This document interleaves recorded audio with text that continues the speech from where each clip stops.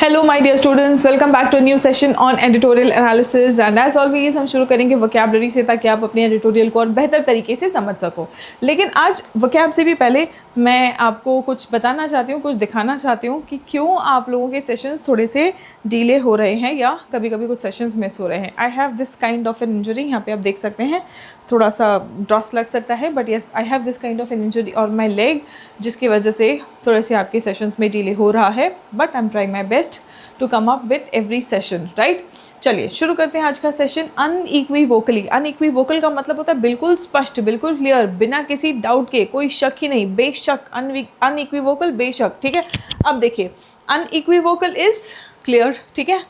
Equivocal भी vocabulary में आपके क्वेश्चंस में आ जाता है, प्रीवियस ईयर में आ जाता है, ठीक है। इक्विवोकल का मतलब होता है अनक्लियर, ठीक है, फॉगी, अस्पष्ट, वेग, ठीक है। इक्विवोकल, इक्विवोकल मतलब जो स्पष्ट नहीं है, ओके। अब देखो इसमें भी फिर अनइक्विवोकल में ये और ये दोनों नेगेटिव हैं, दोनों नेगेटिव मिलके फिर ये क्लियर रह जाता है, ठीक है। लेकिन अगर आप अनइक्विवोकल देखते हैं, यहाँ पे भी एक नेगेटिव है, यहाँ पे भी एक नेगेटिव है, ठीक है। सो अनइक्विवोकल का मतलब हो जाता है क्लियर। अनइक्विवोकल में ये दो नेगेटिव नेगेटिव नेगेटिव कैंसिल होके पॉजिटिव हो जाता है, तो अनइक्विवोकल का मीनिंग बन जाता है क्लियर, विदाउट एनी डाउट, ठीक है। Clearly, definitely. एंटोनिम अगर आप देखेंगे, सर्टेनली, वेगली, सर्टेनली, वेगली। बच्चों ध्यान रखना है, ये ना बहुत बच्चे कंफ्यूज हो जाते हैं, आप सीधा इसका मीनिंग ही रिवर्स कर देते हो, और इसको थोड़ा सा ध्यान देके सीख इसलिए लेना क्योंकि ये आपके प्रीवियस ईयर में आता है, कई बार आ चुका है। इक्विवोकल, इक्विवोकल का मतलब होता है अनक्लियर।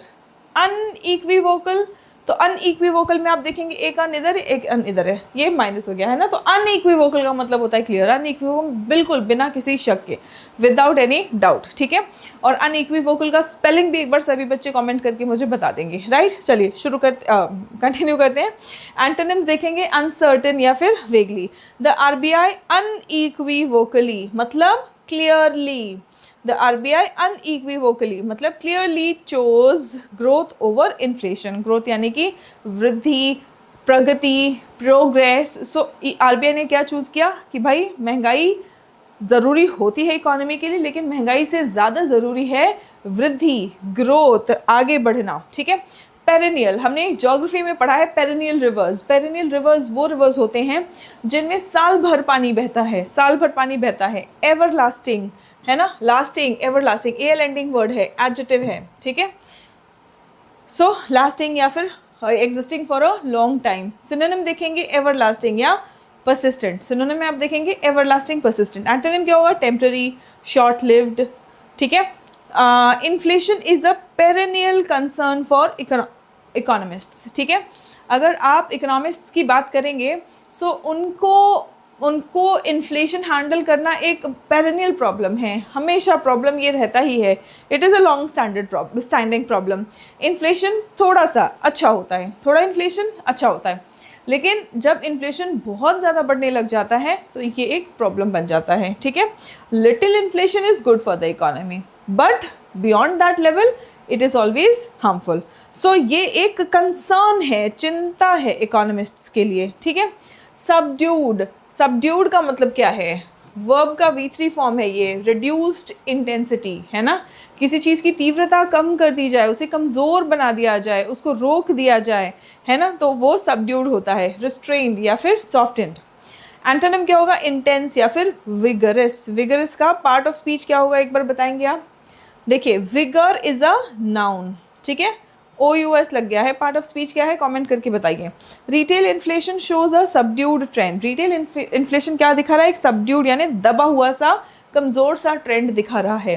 रेलीगेटेड, रेलीगेटेड भी वर्ब का V3 फॉर्म है, ये पास्ट पार्टिसिपल की तरह यूज़ होता है या फिर एक्शन बताने के लिए पास्ट पार्टिसिपल यानी परफेक्ट टेंस में यूज़ होता है, ठीक है। टू डाउनग्रेड और assign to a lower position. Lower position में आप किसी को ले जाते हैं, है ना, उसको आप डाउनग्रेड कर रहे हैं तो वो रेलीगेट करना होता है ना। डिमोट करना, प्रोमोट करना, आगे बढ़ाना, डिमोट करना, पीछे ले आना, ठीक है। डाउनग्रेड कर देना, प्रोमोट और एलिवेट, ये इसके एंटोनिम्स हो जाएंगे। Inflation has been relegated as a secondary concern. So inflation को कैसे चिंताएं कई है ना, कि हमें ग्रोथ भी ले आना है, हमें इन्फ्लेशन भी कम करना है, लेकिन इन्फ्लेशन को सरकार ने क्या किया है, रेलीगेट कर दिया है, मतलब टॉप प्रायोरिटी नहीं दिया है, ठीक है, इसको सेकेंडरी कंसर्न बता दिया है। स्लैश करना, स्लैश इज अ वर्ब, ठीक है, स्लैश करना मतलब कट करना ड्रास्टिकली, टू कट ड्रास्टिकली, ठीक है, रिड्यूस करना, कम करना, एंटोनिम क्या होगा, इंक्रीज करना, रेज करना। The RBI slashed the cash reserve ratio by 100 basis points. The RBI slashed, कम किया, ठीक है, क्या कम किया, कैश रिजर्व रेशियो, बैंकिंग वाले बच्चों को पता होगा, ठीक है, CRR, कैश रिजर्व रेशियो को 100 बेसिस पॉइंट्स से आरबीआई ने कम किया। द नेक्स्ट वन, स्टिप्यूलेटेड, स्टिप्यूलेटेड मतलब स्पेसिफाइड एज अ रिक्वायरमेंट, जैसा कहा जाता है ना, specified as a requirement. Mandated, antonym क्या होगा, ऑप्शनल या फिर unspecified. Banks must hold reserves as stipulated by the RBI, मतलब जैसा आरबीआई ने बताया है वैसा रिजर्व्स बैंक को रखना चाहिए, बैंक को उतना रिजर्व्स बना के रखना चाहिए, होल्ड करना चाहिए। Stance, stance is a noun, stance का मतलब होता है पोजीशन और ओपिनियन ऑन एन इशू, ठीक है, कुछ भी होता है तो हर इंसान का एक स्टांस होता है, हर इंसान का एक ओपिनियन होता है, एक पोजीशन होता है कि हाँ यार मैं इस चीज़ के बारे में ऐसा सोचता हूँ, तो वो मेरा स्टांस है, वो मेरा स्टैंड है, वो मेरा ओपिनियन है, वो मेरा पोजीशन है, ठीक है, स्टैंड पॉइंट, पोजीशन। एंटोनिम क्या होगा, जब हम उसको ना सोच पा रहे हैं, ना समझ पा रहे हैं, ना डिसाइड कर पा रहे, तो वो इनडिसिशन है, अनसर्टेनिटी है, ठीक है, हम कोई स्टैंड ही नहीं ले पा रहे उस इशू पर। RBI shifted its stance back to neutral, RBI ने अपना फिर से स्टांस कैसा कर लिया है, न्यूट्रल कर लिया है, ठीक है। ना एकोमोडेटिव, एकोमोडेटिव का मतलब क्या होता है, एकोमोडेट करना इज अ वर्ब, ठीक है, IVE एंडिंग लग गया तो ये एडजेक्टिव बन गया है, राइट। विलिंग टू एडजस्ट और हेल्प, एकोमोडेटिव मतलब विलिंग टू एडजस्ट और हेल्प। सिनोनिम देखिए आप, सपोर्टिव, फ्लेक्सिबल, ठीक है। एंटोनिम क्या है, रिजिड या फिर अनयील्डिंग, एंटोनिम क्या है, रिजिड, बिल्कुल जो रिजिड है, फ्लेक्सिबल नहीं है, समझने के लिए तैयार नहीं है, मूव करने के लिए, एडजस्ट करने के लिए तैयार नहीं है ना, तो वो रिजिड है, अनयील्डिंग है। The earlier stance was accommodative, मतलब पहले वाला जो स्टांस था वो अकोमोडेटिव था, मतलब वो फ्लेक्सिबल था, वो सबको साथ में लेके चलने वाला, फ्लेक्सिबल, थोड़ा सा उसमें चेंजेस किया जा सकता था, लेकिन पहले वाला स्टांस की हम बात करें, मतलब अभी वाली स्टांस रिजिड है बहुत ज़्यादा, उसमें चेंजेस नहीं हो पाएंगे। इंक्लाइंड, इंक्लाइंड मीन्स टेंडिंग और लाइकली टू डू समथिंग, ठीक है, इंक्लाइंड मतलब झुकाव होना, राइट। सिनोनिम क्या है, विलिंग एंड डिस्पोज्ड। इंक्लिनेशन झुकाव होना, डिस्पोज्ड होना, विलिंग होना, कोई चीज़ करने की इच्छा होना। एंटोनिम क्या होगा, इच्छा ना होना, रिलक्टेंट होना, अपोज्ड होना। The RBI was inclined to cut rates further, RBI inclined था अपने रेट्स फर्दर कट करने के लिए, है ना, यानी आरबीआई ने अपना झुकाव दिखाया, अपनी इच्छा दिखाई कि हम रेट्स को और कट करेंगे। प्री डिस्पोज्ड का मतलब क्या है, प्री डिस्पोज्ड अभी अभी हमने देखा, देखो डिस्पोज्ड, ठीक है, मतलब झुकाव होना कि हाँ ठीक है मुझे ये काम करना है, पहले से ही आप सोच रखे हैं, है ना। प्री डिस्पोज्ड का मतलब क्या है, इंक्लाइंड इन एडवांस, पहले से ही आपने सोच रखा है कि भाई हमें तो ये काम करना है, ठीक है। सो प्रोन और बायस्ड, इसको तो हम बायस्ड ही बोलेंगे, राइट।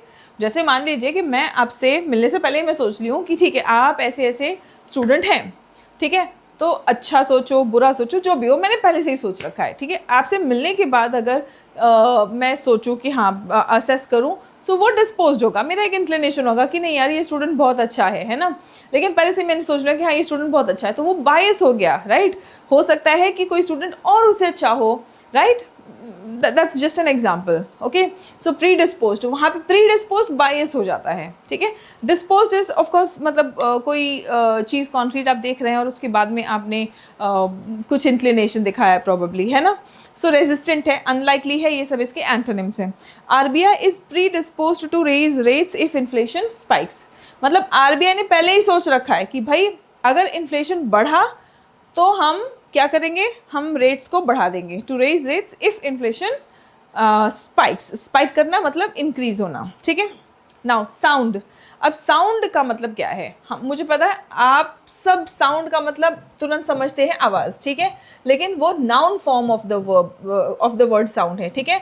जब आप इसको वर्ब की तरह देखते हैं, ठीक है, और एक एडजेक्टिव की तरह भी इसको हम यूज़ कर सकते हैं, ठीक है। साउंड वर्ब की तरह, तो हाँ बहुत साउंड आ रहा है, आवाज़ आ रहा है, ठीक है, लाउड साउंड हम कहते हैं, राइट। वर्ब की तरह मतलब हम कहते हैं ना इट साउंड्स गुड, मतलब अच्छा लग रहा है, कैसा कोई चीज़, हाउ इट सीम्स, है ना, हाउ इट सीम्स, और आप उसके बारे में क्या सोच रहे हैं, हम कहते हैं ना it sounds a good idea. So sounds वहाँ पे ये एक वर्ब की तरह यूज़ हुआ है। अब जब एक एडजेक्टिव की तरह हम यूज़ करते हैं, मतलब हम उसकी विशेषता बता रहे हैं।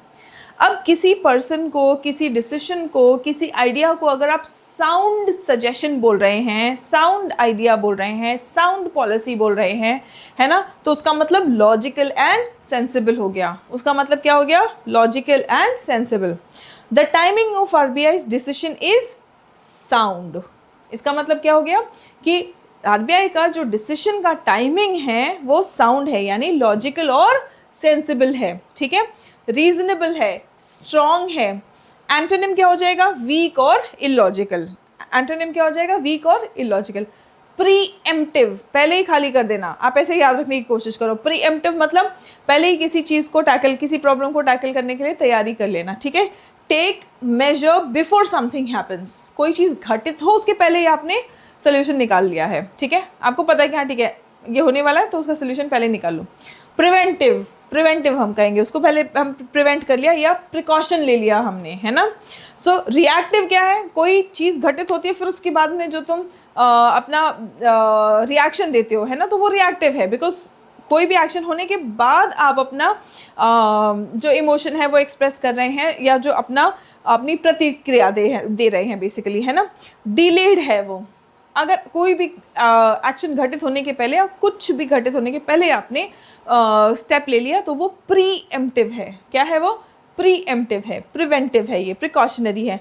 No preemptive steps are needed as elections are over, है ना।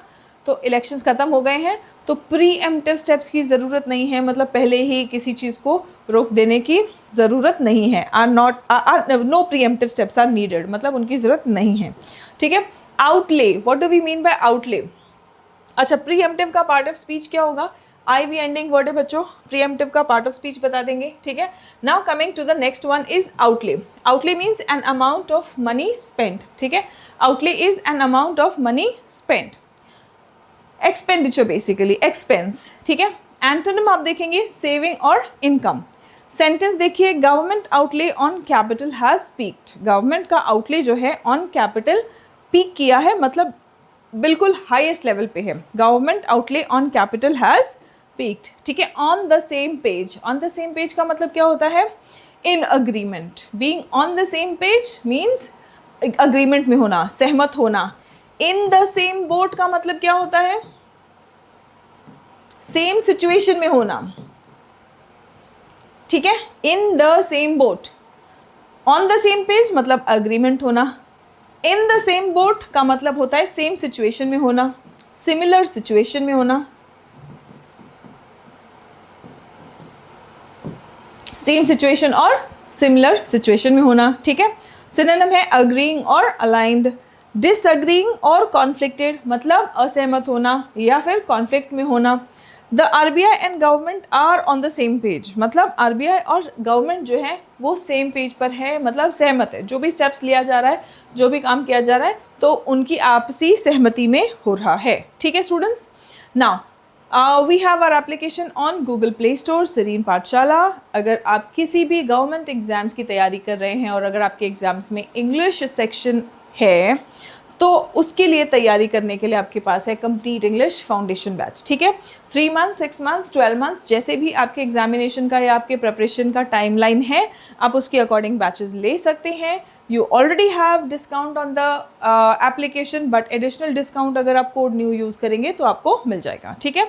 अगर आप मे भी एग्जाम्स की तैयारी कर भी रहे हैं और साथ साथ आप स्पोकन इंग्लिश, अपने कम्युनिकेशन स्किल्स पे, अपने कॉन्फिडेंस पे वर्क करना चाहते हैं, या फिर मे भी हो सकता है आप तैयारी नहीं कर रहे हैं, आप ऑलरेडी जॉब कर रहे हैं, ठीक है, या आप तैयारी शुरू करने वाले हैं, what ever your state of education और प्रोफेशन इज़, अगर आप अपने कम्युनिकेशन स्किल्स पे फोकस करना चाहते हैं, so spoken English Zoom express batch is for you, जहाँ पे हम बोलने की प्रैक्टिस पर ज़्यादा फोकस करते हैं।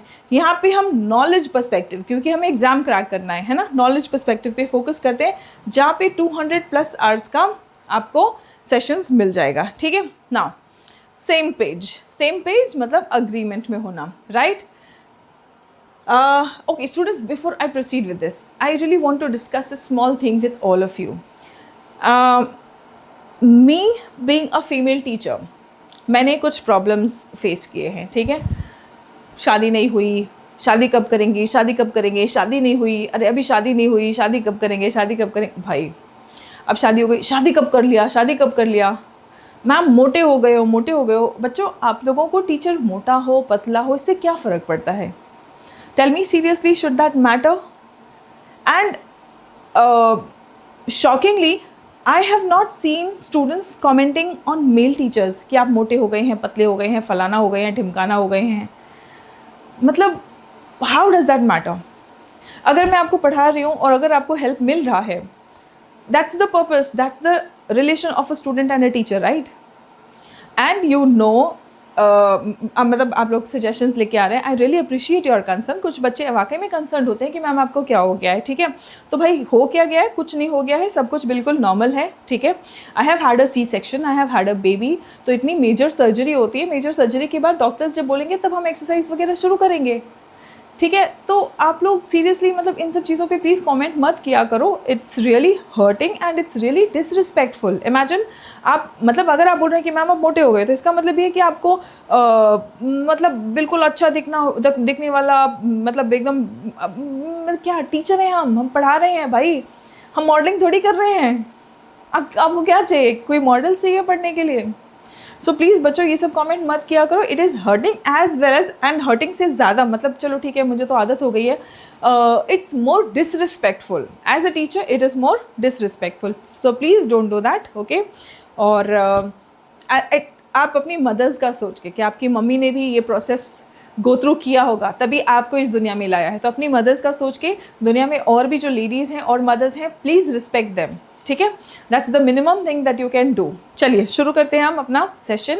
Same page on monetary policy. ठीक है, मॉनेटरी पॉलिसी और फिस्कल पॉलिसी, दो पॉलिसीज़ होती हैं, मॉनेटरी पॉलिसी और fiscal policy.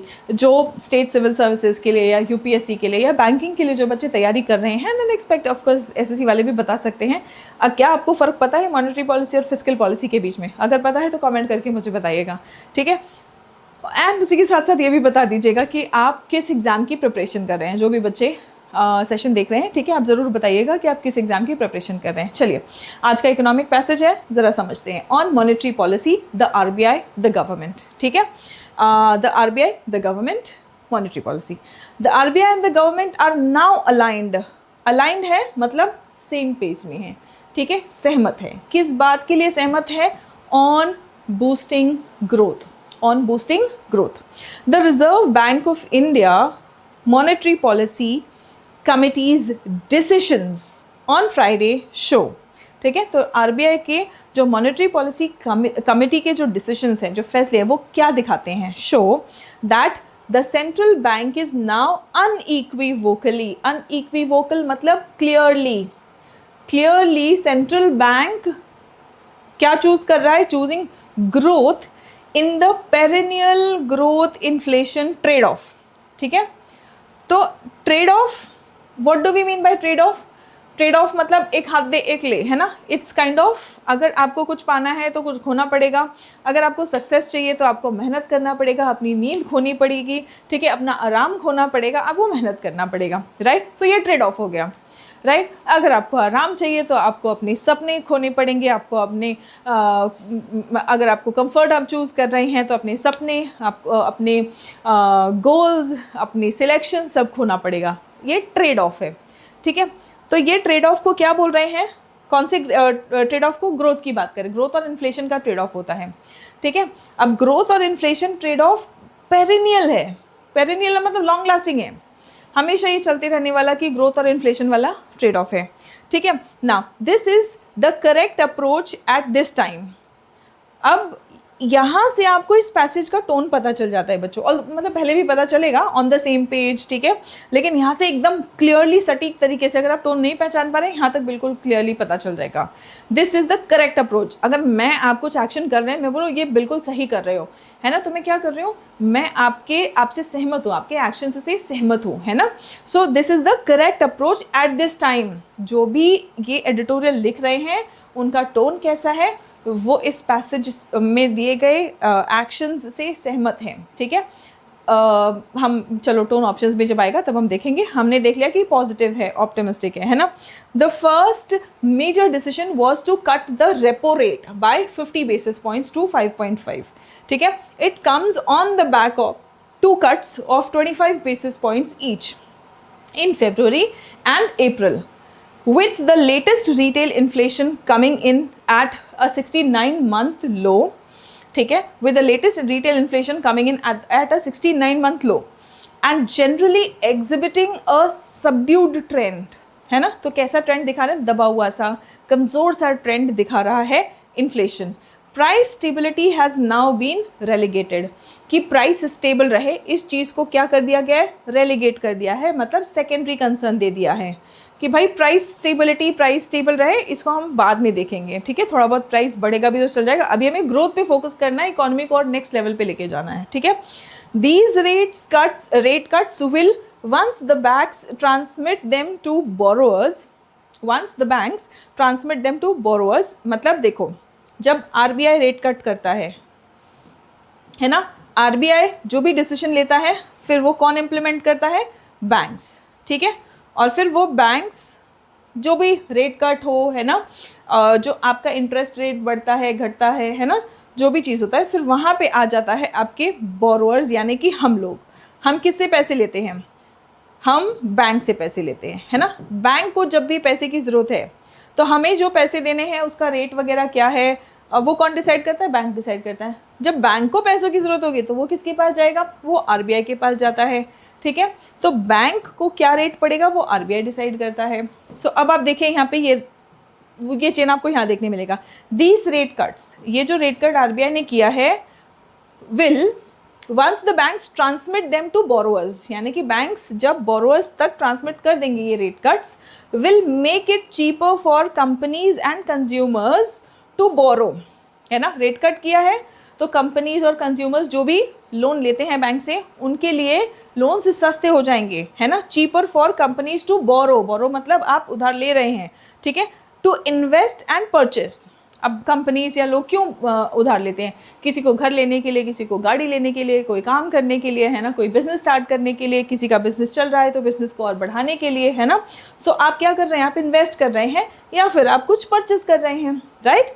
The second major decision of slashing the cash reserve ratio by 100 basis points, दूसरा डिसीजन उन्होंने क्या किया कि उन्होंने CRR को 100 बेसिस पॉइंट्स से स्लैश किया, यानी कि कट किया। Will help with the transmission of the rate cuts, ठीक है, जो ये रेट कट्स है उसके ट्रांसमिशन में हेल्प करेंगे।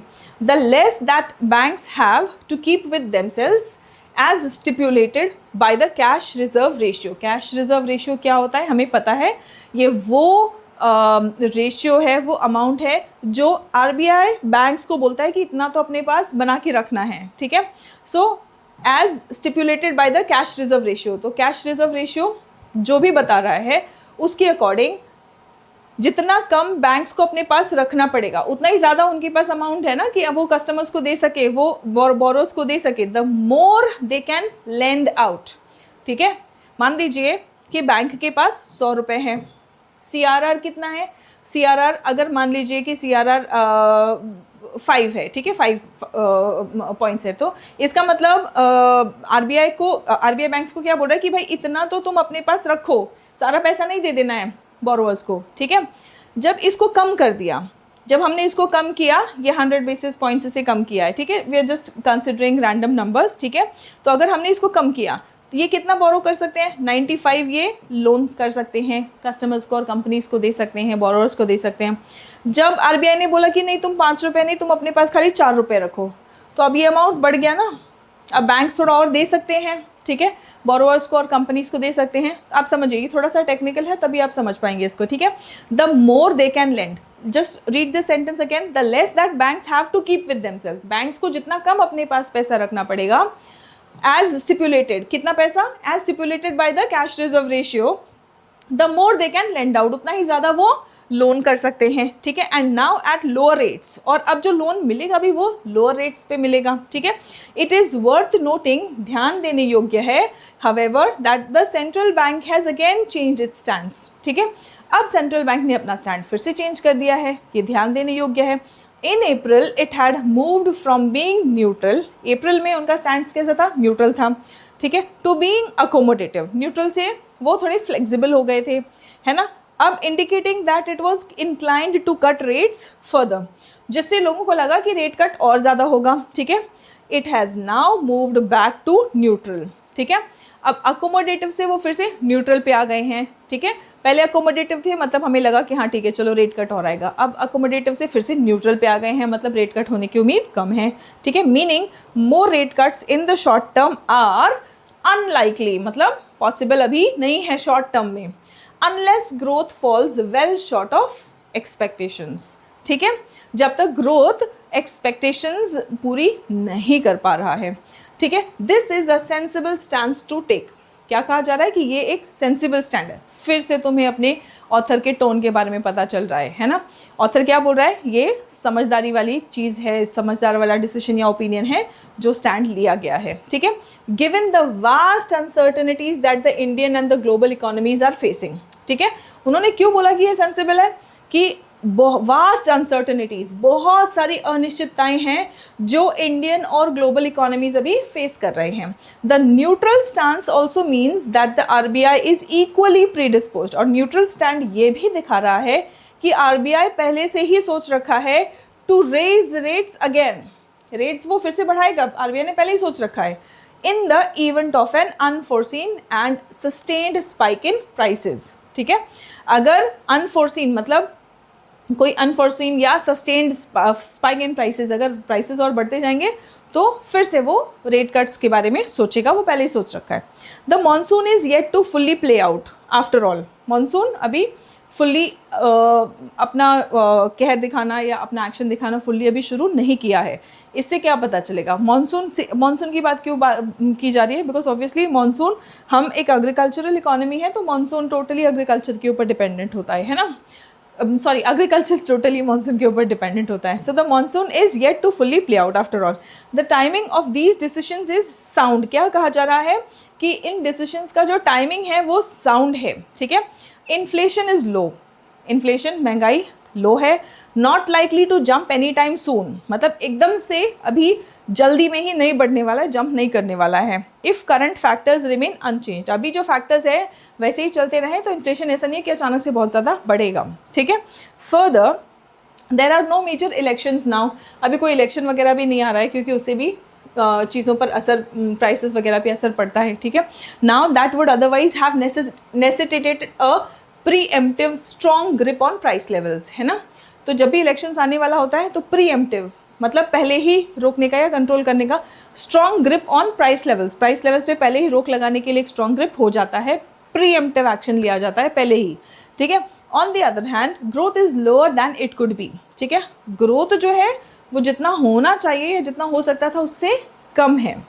The RBI has projected growth in the current financial year 2025-26 to be 6.5%, which is no faster than what the government provisionally estimated for the previous year. Previous year के लिए जो सरकार ने provisionally मतलब temporarily estimate किया था वो उससे ज़्यादा fast नहीं है, ठीक है।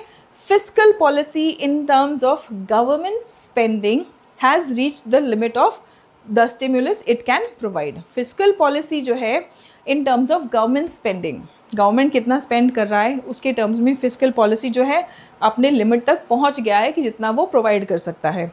After a decade of increasing outlays मतलब expenses, expenditure, so after a decade 10 साल खर्चे बढ़ाने के बाद government capital expenditure can at best be maintained at the level it is at, कह रहे हैं कि 10 साल तक लगातार खर्चे बढ़ाते रहे हैं, एक्सपेंडिचर गवर्नमेंट का बढ़ाते रहे हैं। अब वो एट बेस्ट क्या कर सकते हैं, जितना है उसको मेंटेन करें, but can not reasonably be expected to grow much further. बहुत ज़्यादा अभी बढ़ने की उम्मीद नहीं कर सकते हैं, एटलीस्ट जितना है उसको मेंटेन करने की कोशिश करें। Finance minister Nirmala Sitharaman and officials in the ministry of finance have indicated as much. ठीक है, अपार्ट फ्रॉम डेवलपमेंटल एंड सोशल प्रायोरिटीज़, आप डेवलपमेंट प्रायोरिटीज़ की बात करें, आप सोशल प्रायोरिटीज़ की बात करें, ठीक है, the government now has additional defence spending to account for. अब चाहे आप विकास किसकी जिम्मेदारी है ना, सोशल प्रायोरिटीज़ की, भाई हम सोसाइटी में हमें किन चीज़ों को प्रमोट करना है ना, तो ये सोशल प्रायोरिटीज़ हो गए। द गवर्नमेंट नाउ, ये सब किसकी जिम्मेदारी है, सरकार की जिम्मेदारी है। So the government now has additional defence spending to account for. अब इन जिम्मेदारियों के साथ साथ विकास की जिम्मेदारी, एडिशनल सोशल प्रायोरिटीज़ की जिम्मेदारी है ना, इसके साथ साथ उनको डिफेंस स्पेंडिंग पर भी ध्यान देना पड़ेगा, हाल ही की सिचुएशंस को ध्यान रखते हुए। Monetary policy has to step up and boost growth. Monetary policy को क्या करना पड़ेगा, ग्रोथ को बूस्ट करना है। And it is good to see the RBI and the government on the same page. फिर से आपको यहाँ पे देखने को मिल रहा है ना, क्या बोल रहे हैं कि अच्छा लग रहा है, गवर्नमेंट और आरबीआई जो है सेम पेज पर है, मतलब सहमत है। जब असहमत होते हैं तब ऑब्वियसली चीज़ें उतनी स्पीड में या उतने अच्छे से इम्प्लीमेंट नहीं हो पाती है। जब अग्रीमेंट होता है तो मिलजुल के फास्टर इम्प्लीमेंटेशन चीज़ों का होता है। सो यहाँ पे देखो बोला जाए, इट इज़ गुड टू सी, आप देख सकते हैं कितने सारे पॉजिटिव वर्ड्स यूज हुए हैं, ठीक है, in favour of the action that has been taken by the RBI. Now what is the overall tone of the editorial towards the RBI's recent monetary policy decisions? हाल ही के RBI monetary policy decisions पर overall tone क्या है? Sarcastic है, critical है, appreciative है या इनडिफरेंट है? ये भी नेगेटिव है, ये भी नेगेटिव है, ये भी नेगेटिव है ना। और हमने पूरे पैसेज में देखा, कई जगह देखा कि बहुत पॉजिटिव वर्ड्स जो है, अप्रिशिएट करना मतलब तारीफ करना, सराहना, ठीक है। सो यस, आपका आंसर है option C. According to the editorial, why has the RBI shifted its focus more towards growth rather than inflation? आपको क्या लग रहा है, पैसेज पढ़ने के बाद आपको क्या लगा कि आरबीआई ने अपना फोकस जो है वो ग्रोथ पे क्यों शिफ्ट किया, इन्फ्लेशन को छोड़कर ग्रोथ पे क्यों शिफ्ट किया? Because inflation has spiked significantly, inflation बहुत ज़्यादा बढ़ा है इसलिए, बिकॉज इलेक्शंस आ रहे हैं इसलिए, या फिर retail inflation is at a multi year low, inflation जो है वो मल्टी ईयर लो पे है, या because global interest rates are rising. देखो, ग्लोबल इंटरेस्ट रेट्स के बारे में हमने पैसेज में कहीं पे भी बात नहीं किया है। इलेक्शंस आ रहे हैं, यस हमने बोला, लेकिन ये इसका कारण नहीं है। इन्फ्लेशन हैज़ स्पाइक्ड सिग्निफिकेंटली, ऐसा कहीं पे भी हमने पैसेज में नहीं बोला है। सो हमारा आंसर क्या है, हमारा आंसर है option C. Coming to the next one, what is one key reason the editorial gives the government's inability to further boost spending? ठीक है, एडिटोरियल क्या बोल रहा है कि सरकार स्पेंडिंग और क्यों नहीं, खर्चे अपने आउटलेज क्यों नहीं बढ़ा सकता है ना। एक क्या मुख्य कारण है एडिटोरियल के अकॉर्डिंग, एक मुख्य कारण क्या है एडिटोरियल के अकॉर्डिंग? टैक्स कलेक्शन कम हुआ है। अभी लेटेस्ट किसी हमने आर्टिकल में देखा था कि ग्रोथ जो है, जीडीपी ग्रोथ जो बूस्ट हो रहा है ना, वो दिख रहा है। आई थिंक द नंबर वो समथिंग 7.6 और 7.4, वो इंक्रीज्ड टैक्स कलेक्शन की वजह से ही है ना। सो आप देखो, चीज़ें जब आप रेगुलरली एडिटोरियल वगैरह पढ़ते हैं ना, तो चीज़ें आपको कनेक्शन में दिखेंगी। बहुत सारी वोकैबुलरी जो आप पढ़ते हैं वो बार बार रिपीट होती रहती है। सो आप 2-3 बार 4 बार कई एडिटोरियल्स में जब सुन लेते हो तो वो वर्ड आपको बिना कोशिश के याद हो जाता है, सेंटेंस बनाने भी आ जाता है, पार्ट ऑफ स्पीच भी आपको समझ आ जाता है ना। सो डिक्रीज टैक्स कलेक्शन तो नहीं हुआ है ना, और वैसे भी इसके बारे में पैसेज में मेंशन कहीं नहीं है। इंक्रीज इन एक्सपोर्ट्स इसके बारे में भी पैसेज में कहीं मेंशन है ही नहीं, ठीक है। Limitations due to rising defence expenditure, सरकार क्यों और स्पेंडिंग नहीं कर सकती है, क्योंकि सोशल और डेवलपमेंट प्रायोरिटीज़ के साथ साथ अब डिफेंस पे भी उनको ज़्यादा खर्च करना है ना, तो इसीलिए वो अपना आउटले बढ़ा नहीं सकती। So yes, this is your answer, ठीक है। चलिए, coming to the vocab question, what is the meaning of the word accommodative? ठीक है, अकोमोडेटिव का मतलब क्या है? In the context of monetary policy के कॉन्टेक्स्ट में कभी भी कोई भी वोकैबुलरी होता है ना, तो उसको आपको कॉन्टेक्स्ट में उसका मीनिंग समझना होता है, which is very important. Of course आपको मीनिंग उसका एग्जैक्टली पता होना चाहिए, लेकिन जब आपको पैसेज में समझना है तो उसको कॉन्टेक्स्ट में ही समझना होता है, ठीक है। Favouring budget cuts, budget cut को फेवर करना, या फिर willing to raise interest rates, open to reducing interest rates to support growth, या फिर strict about monetary control. Yes, what could be the answer? Budget cut, budget में cut करना, accommodative stance, neutral stance हमने देखा है ना। So accommodative stance of the monetary policy, यानी कि मॉनेटरी पॉलिसी का अकोमोडेटिव स्टैंस अगर हम कह रहे हैं तो इसका meaning according to the passage in terms of monetary policy क्या हो सकता है? चलिए सोच के बताइए, फटाफट से कमेंट करके बताइए मुझे, है ना। Yes, so it is open to reducing interest rates to support growth, है ना। अकोमोडेट करना मतलब रेट डिक्रीज करना। हमने पैसेज में ही पढ़ा कि पहले उनका न्यूट्रल से अकोमोडेटिव शिफ्ट हुआ, तो हमें उम्मीद हुई कि चलो ठीक है और रेट कट्स आएंगे, लेकिन अब उन्होंने अकोमोडेटिव से अपना स्टैंस फिर से न्यूट्रल कर दिया, तो उम्मीद कम है कि आगे आने वाले दिनों में जल्द में शॉर्ट टर्म में रेट कट्स होंगे। We read it in the article, right. चलो the next one. Yes, the answer is option C. The next one. Identify the correct usage of the verb tense in the following sentence. ठीक है, in the following sentence आपको verb tense identify करना है. A correct usage of the verb tense in the following sentence. ठीक है, from the passage. Fiscal policy in terms of government spending has reached the limit of the stimulus it can provide. Has reached, अरे ये तो बड़ा simple question है. चलो has reach, इसका मैं आंसर नहीं बताऊंगी। हैज़ रीच ये वर्ब टेंस आइडेंटिफाई करेंगे आप कौन सा वर्ब टेंस है, और ये कमेंट करके आप मुझे कमेंट्स भी बताएंगे, ठीक है बच्चों, right. That's it for today, see you in the next class. तब तक अपना ख्याल रखिए, पढ़ते रहिए और आगे बढ़ते रहिए। जय हिंद एवरीवन।